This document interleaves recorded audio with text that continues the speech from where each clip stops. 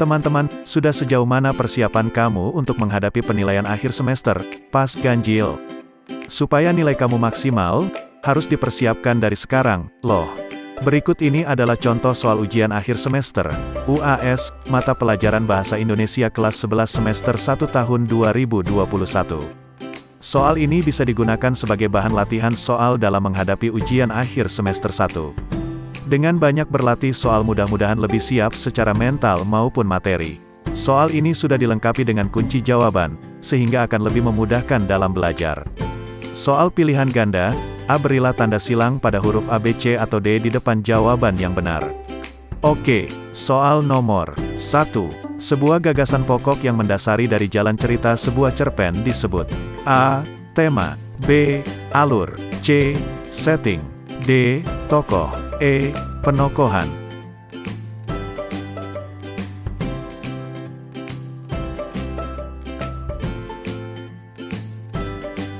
Dua. Jalan dari sebuah kisah cerita merupakan karya sastra disebut A. Tema, B.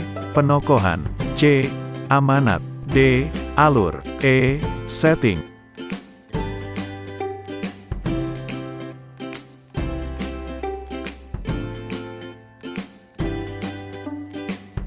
3. Berikut yang tidak termasuk setting adalah A. Tempat, B. Latar, C. Suasana, D. Waktu, E. Tokoh.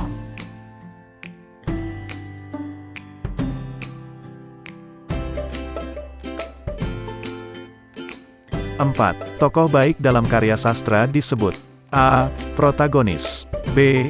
Antagonis, C. Campuran, D. Tritagonis, E. Pantonim.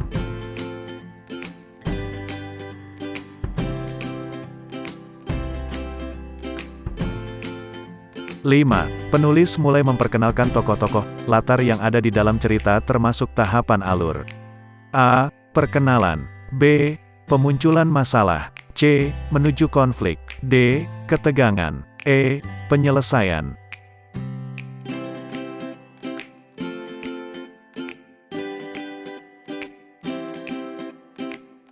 6.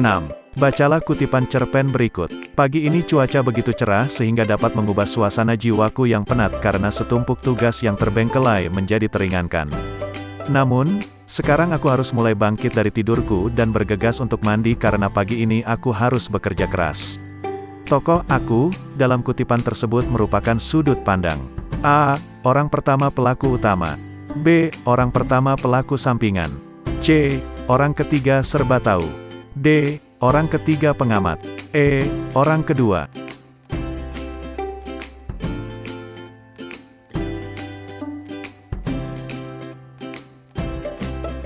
7.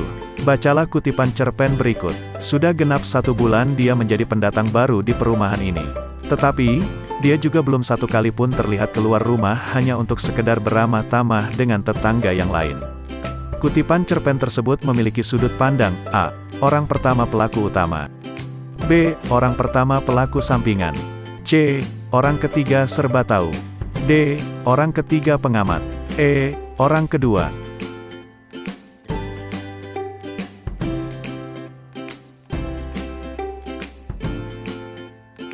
8. Bacalah kutipan cerpen berikut. Entah apa yang telah terjadi dengannya. Pada saat datang, ia langsung marah. Memang kelihatannya ia mempunyai banyak masalah.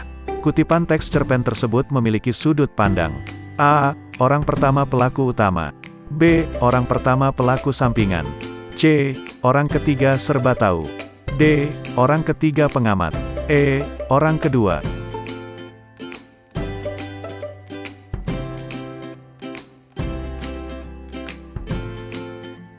9. Bacalah kutipan cerpen tersebut. Sebuah pesan dari seorang penulis atau pengarah cerita tersebut kepada pembaca agar pembaca dapat bertindak atau melakukan sesuatu disebut A.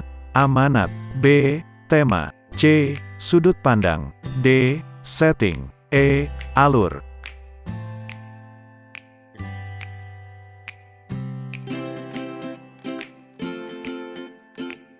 10. Berikut yang tidak termasuk unsur intrinsik cerpen adalah A. Tema, B. Alur, C. Setting, D. Latar belakang. E. Penokohan.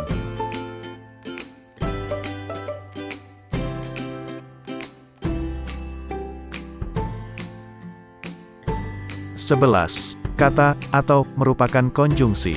A. Tujuan. B. Pilihan. C. Temporal. D. Kesimpulan. E. Syarat.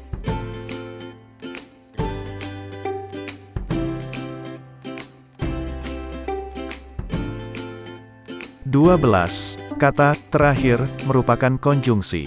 A. Tujuan. B. Pilihan. C. Temporal. D. Kesimpulan. E. Syarat.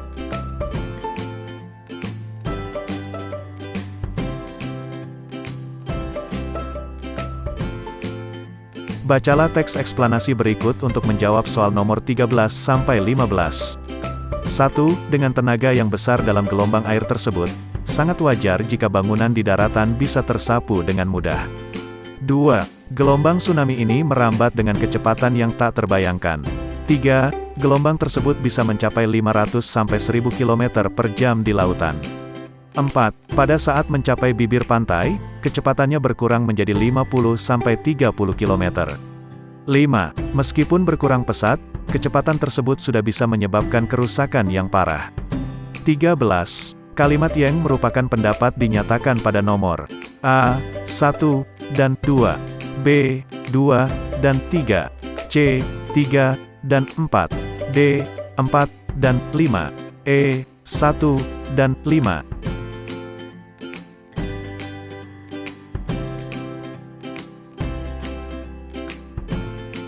14. Kalimat pada teks eksplanasi tersebut yang mempunyai unsur kausalitas, sebab akibat adalah nomor A. 1, B. 2, C. 3, D. 4, E. 5.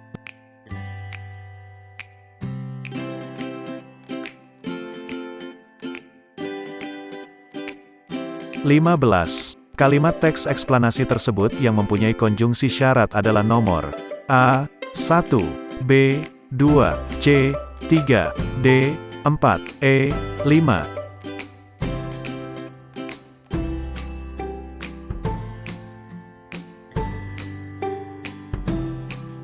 16. Cermati kutipan berikut. Bahan, rimpang kencur sebesar ibu jari, garam secukupnya. Cara membuat kencur diparut. Tambahkan secangkir air hangat, lalu peras dan disaring. Cara menggunakan kencur yang telah disaring biar mengendap, beri garam secukupnya kemudian diminum. Kata yang menunjukkan urutan kegiatan adalah A. Kemudian, B. Tambahkan, C. Secangkir air, D. Biar mengendap, E. Sebesar ibu jari.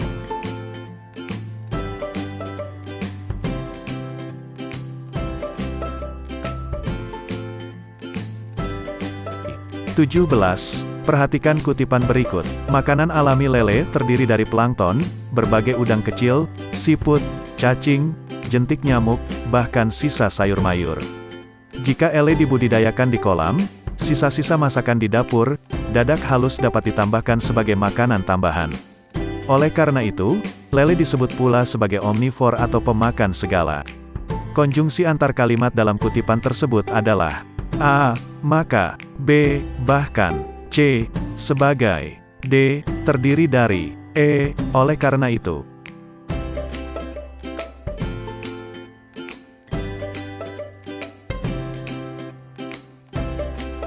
18. Ceramah bertujuan untuk memberikan A. Nasihat baik, B. Kebencian, C. Kemurkaan, D. Keburukan, E. Kejahatan.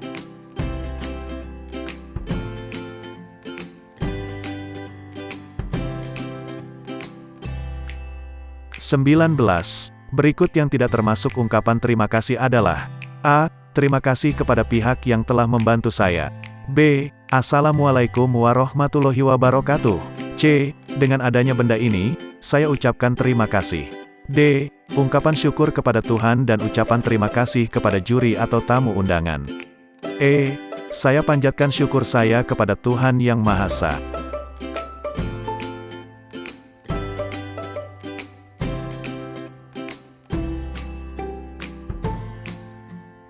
20. Bahasa yang digunakan dalam teks ceramah adalah A. Efektif. B. Ambigu. C. Rancu. D. Bahasa gaul. E. Bahasa tidak baku.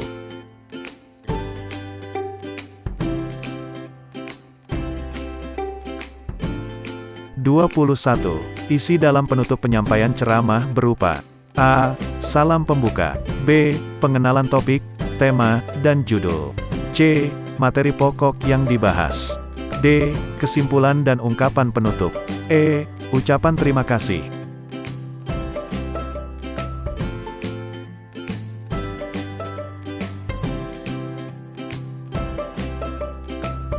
22. Kalimat salam penutup yang tepat adalah A.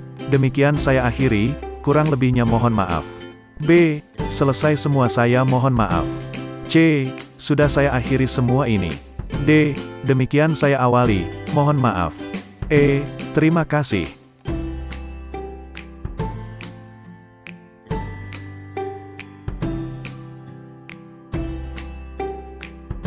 23. Perhatikan kalimat berikut. Kesempurnaan milik Tuhan, kesalahan milik saya.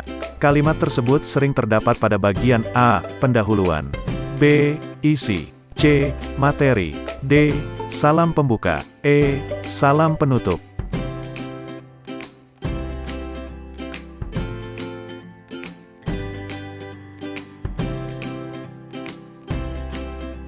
24. Faktor-faktor di dalam lingkungan masyarakat penulis yang mempengaruhi penulis dalam menulis cerpen tersebut disebut A. Latar belakang masyarakat. B. Latar belakang penulis. C. Penokohan. D. Sudut pandang. E. Alur.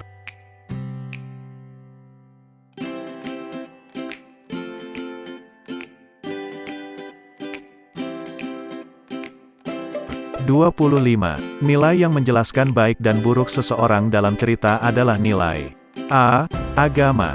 B. Sosial. C. Budaya. D. Moral. E. Ekonomi.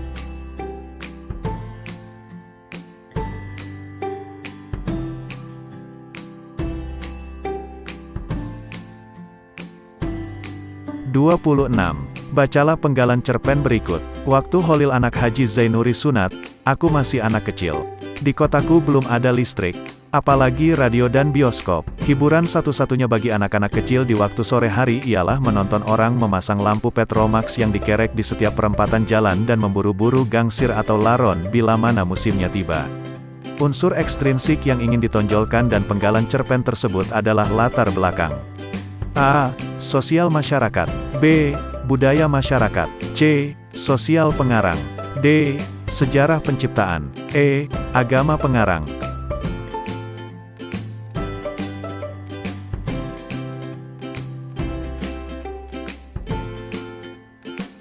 27.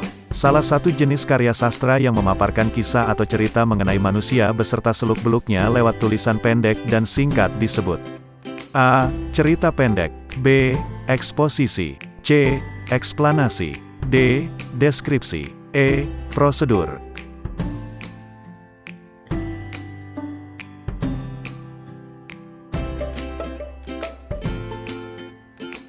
28. Bacalah teks berikut. Hari ini aku bangun pagi terlambat. Kulihat jam telah menunjukkan pukul 7. Tanpa pikir panjang aku langsung berganti pakaian dan langsung menuju sekolahku. Di perjalanan sekolah, aku memacu kendaraanku dengan sangat kencang. Namun, tiba-tiba dari arah berlawanan ada seorang pejalan kaki yang melintas. Tanpa sempat menghindar lagi, aku pun menumbur dirinya. Alur dalam penggalan teks tersebut adalah alur A. Maju. B. Mundur. C. Campuran. D. Tidak urut. E. Flashback.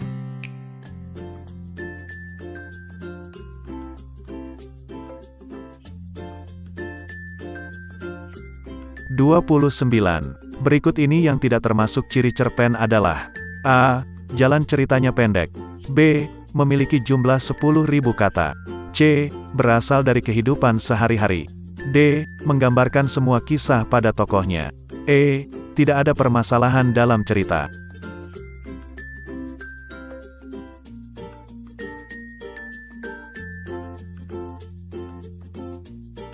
30. Ringkasan atau inti dalam cerita pendek yang akan dikembangkan menjadi sebuah rangkaian-rangkaian peristiwa atau bisa juga sebagai gambaran awal dalam cerita disebut A. Abstrak. B. Orientasi. C. Komplikasi. D. Evaluasi. E. Koda.